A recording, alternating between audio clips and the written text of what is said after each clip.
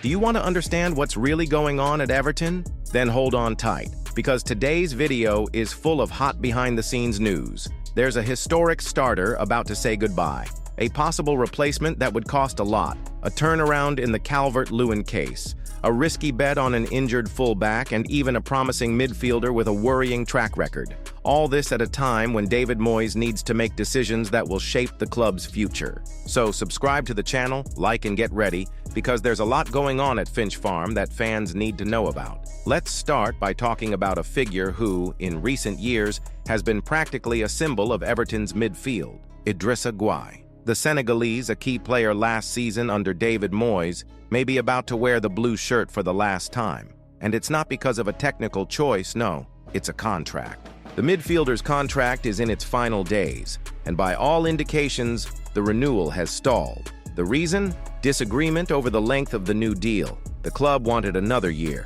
Gueye, according to what is being said behind the scenes, wanted something longer. And at a time when the club needs to cut risks and optimize resources, holding on to a player who will turn 37 in September has become a difficult decision to justify. But what really puts the final nail in the coffin is this. Everton already has a target up their sleeve, and it's not just any name. It's Raphael Onyedika, a midfielder for Club Brugge, who has been attracting attention not only for his physical strength, but also for his tactical awareness and constant presence in the game. A 24-year-old player with resale potential who would fit right into Moyes' system.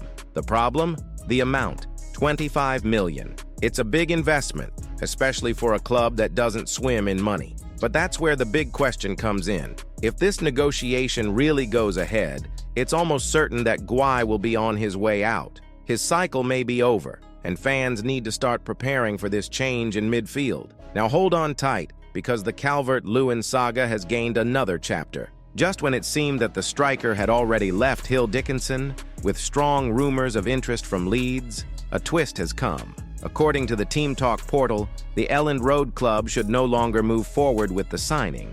What does this mean? That Everton has a difficult decision on its hands. Try to renew with a player who, when healthy, makes a difference, or end this cycle once and for all and look for alternatives. And the truth is that David Moyes has already been making moves. The arrival of Thierno Barry, a young and promising striker, indicates that the Scottish coach is suspicious of Calvert-Lewin's physical condition, and rightly so. In the last 3 seasons, the center forward has accumulated more absences than goals. But selling now is also a huge risk. On his best days, Calvert-Lewin is one of the most dangerous strikers in the league. And Sean Dyche himself, before leaving, said, "It's not easy to find strikers on the market. We know this well. The market is inflated, and finding someone with the same dedication, technical quality, and decision-making ability, even if punctual, is a difficult task. And there's more. Letting Calvert-Lewin leave for free, or for a price below market value, and seeing him shine in a direct rival of the Premier League would be the Friedkin Group's nightmare. So, renewing, even with performance clauses, may end up being the least risky solution. And someone who is also on the radar is Matt O'Reilly, a midfielder with great technique, good vision of the game, and who pleases Moyes. The former Celtic player, currently at Brighton, seems to be the name that would bring more creativity to the midfield, especially with the departure of Doucouré and the possible absence of Gueye. But be careful, O'Reilly has a serious problem. His history of injuries, ankle, knee, and even muscle problems kept him out of most of last season. He only played 21 games in the Premier League, and that, in a squad like Everton's, which already suffers from a lack of depth, may be too much of a risk. Dr. Rajpal Brar, a physiotherapist, analyzed the case and believes that he should pass the medical, but warned, any club that signs him will need to closely monitor the side effects of past injuries. No one disputes his talent. But can the club afford to gamble big on a player who may be unavailable for half the season? This is perhaps the big question, and something that Moyes will have to weigh very carefully. The fans, in turn, are already starting to get divided. Is it worth the risk for a midfielder who could make a difference? Or is it better to look for someone more consistent, even if less brilliant? And finally, a move that has generated a lot of discussion behind the scenes. Everton is trying to sign right-back Kenny Teat, formerly of Fulham.